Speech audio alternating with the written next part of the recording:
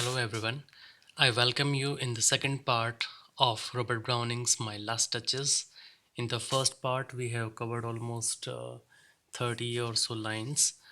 The remaining part starts with Sir, it was all one. My favor at her breast, the drooping of the daylight in the west, the bow of cherries some officious fool broke in the orchard for her, the white mules he rode with round the terrace, all and each would draw from her alike the approving speech or blush at least.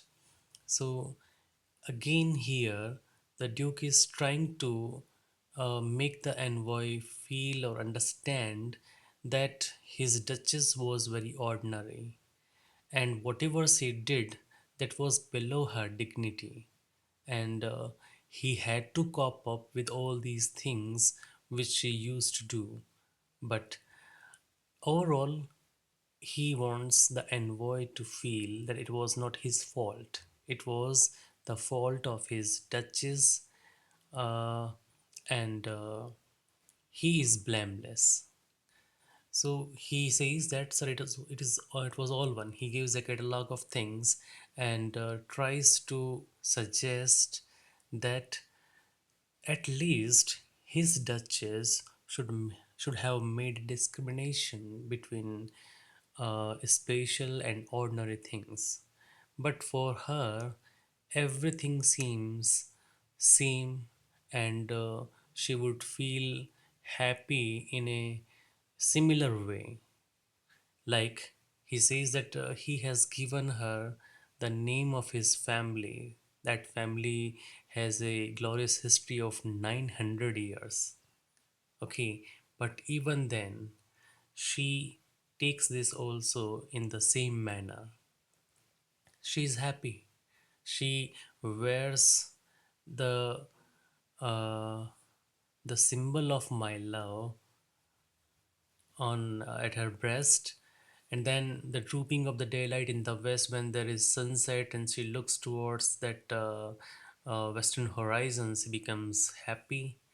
And if some officious fool he breaks a branch of cherries and then offers her, she becomes happy in that condition also.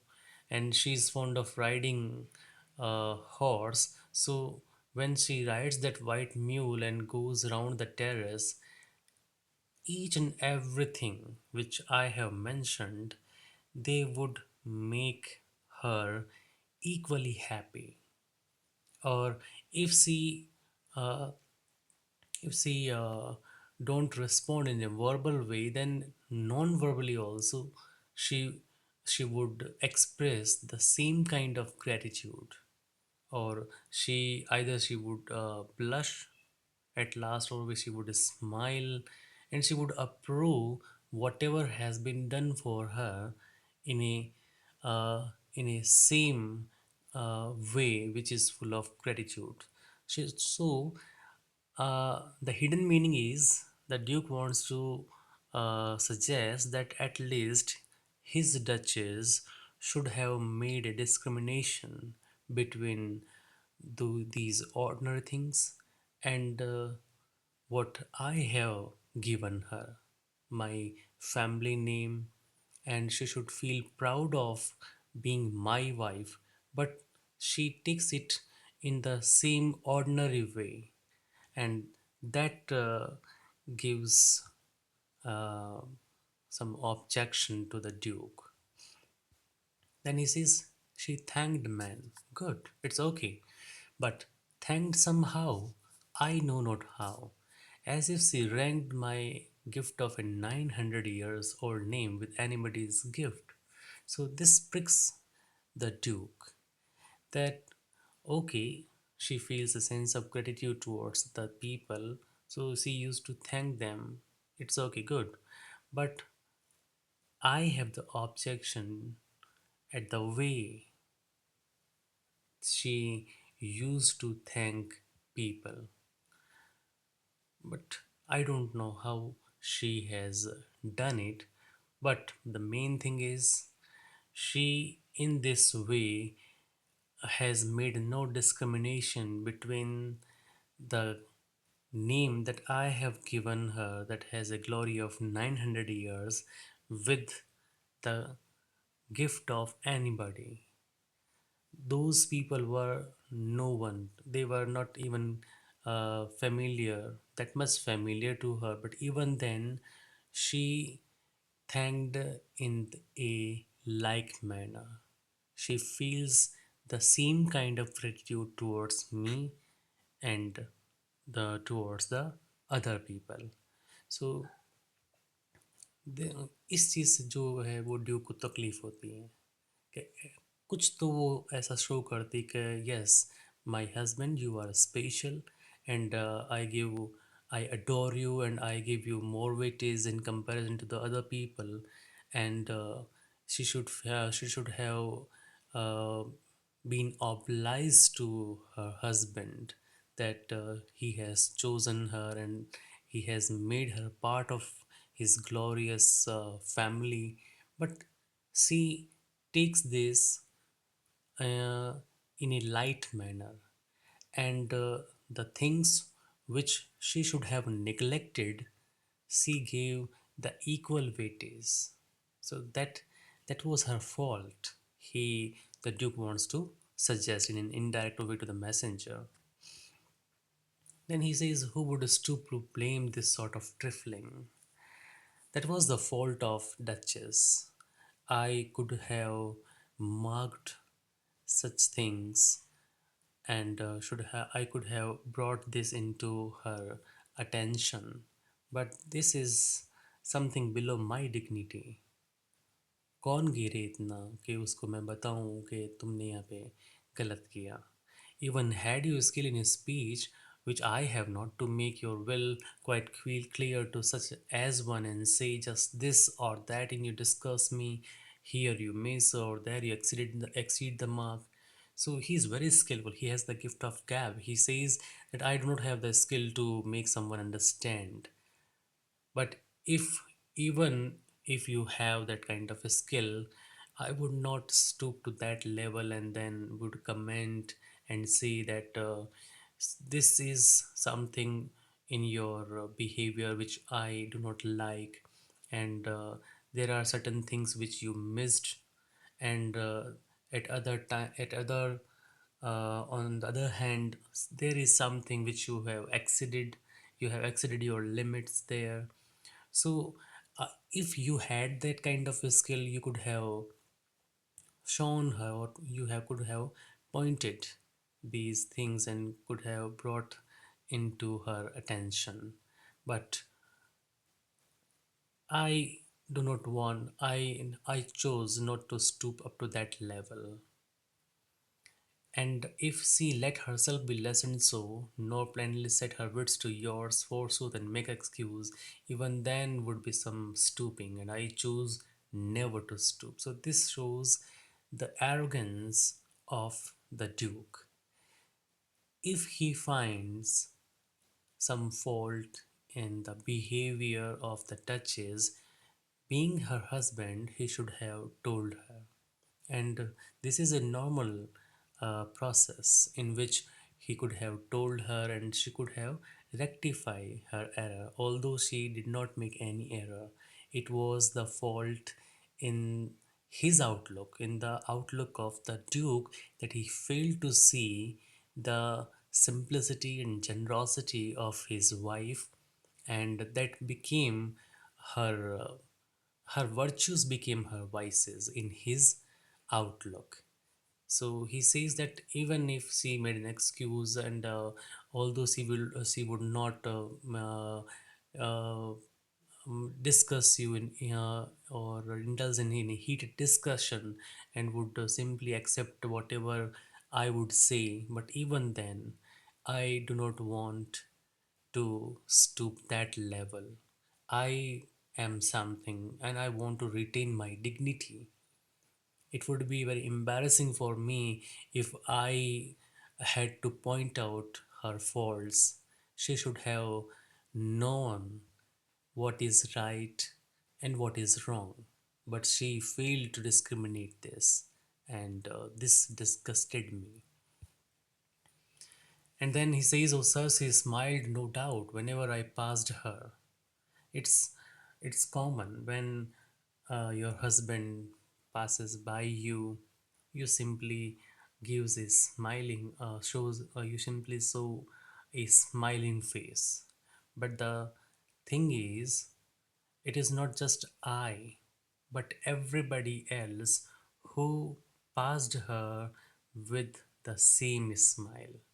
She smiled towards everyone who used to or who happens to pass by her. This grew. कितना सहता मैं बढ़ता ही गया ये. And I gave commands and then I gave orders and now all the smiles stopped together. So this is a very famous line, and a critic he mentions that this is a tragedy in 5 words, because this line contains 5 words, and there is a hidden meaning. And he gave ordered, and everybody who was indulged in that smiling game, they all were murdered. So there she stands, and because of that, she is standing in the form of that picture, but it seems as if she's alive. Then he, anyway, indirectly, if so, you are listening in place of that messenger, you would have also got terrified. So he says then, okay, will it please you rise? बहुत हो गया picture देखना, चलिए उठिए. We will meet the company below. Then नीचे और भी लोग हैं, हमसे मिलते हैं. Then he says, I repeat, on the way he says, the count your master's non munificence is ample warrant that no just pretense of mine for dower will be disallowed. He is very shrewd. The Duke is very shrewd. He is very greedy. He wants a dowry, a rich dowry. And he says that I know that the name which your master has earned in the society, that is an ample example, or it is a guarantee that if I deny to accept dowry, even then he would offer me because of his name. He would say that though he is my daughter's self, वो ये कहेगा कि मैं आपको धन दे रहा हूँ, मैं तो अपनी बेटी को दे रहा हूँ. As I about as a starting is my object. जैसा कि मैंने बताया था कि मेरा जो एम है, मेरा जो लक्ष्य है, that is to marry his daughter. I don't want any kind of dowry, but even then, he would give. Then he says, no, we will go together down. It may be possible that the messenger, out of courtesy, he might have said that, oh, just please, sir, first you go, then I will follow you. And he says, okay, we will go together. And then on the way, he wants the messenger to mark the statue of god Neptune. He says that look towards this picture, look towards this statue, a sea god who is taming seahorses. Though a rarity, it is a very rare statue which Claus of Innsbruck cast in bronze for me, जो कि clause of इंस्ब्रुक ने bronze में मेरे लिए बनाई है. So even here in this object, art object, you can see that someone is trying to control the other things. Here the god Neptune is controlling the horses. So you can put here the Duke. He wants to control everything, even the life of other people. He wants to be that kind of a superior figure, a towering figure over anybody else. He is that much arrogant. And throughout the poem, from the very beginning, when we started reading or we analyzing this poem, we find that every time he whenever he finds any opportunity, he blames his Duchess, and he tries to prove that whatever he did, that was right from his point of view, although we know very well that the Duchess was very unfortunate that a white lily like her was married to a black devil like this Duke. But this is a hideous joke of destiny. She was beautiful, she was simple, she was pure, and she was loving towards her husband. But her husband failed to uh, observe or to understand her virtues and her simplicity. He is arrogant, he is proud, full of proud, and he failed to uh, respect her virtues. He blames her, and then he even murdered her along with other people also who used to smile with her. So, this is all about my last touches, and we will talk about the character and character of Duke and his last touches also in the next lecture. Thank you for listening me carefully.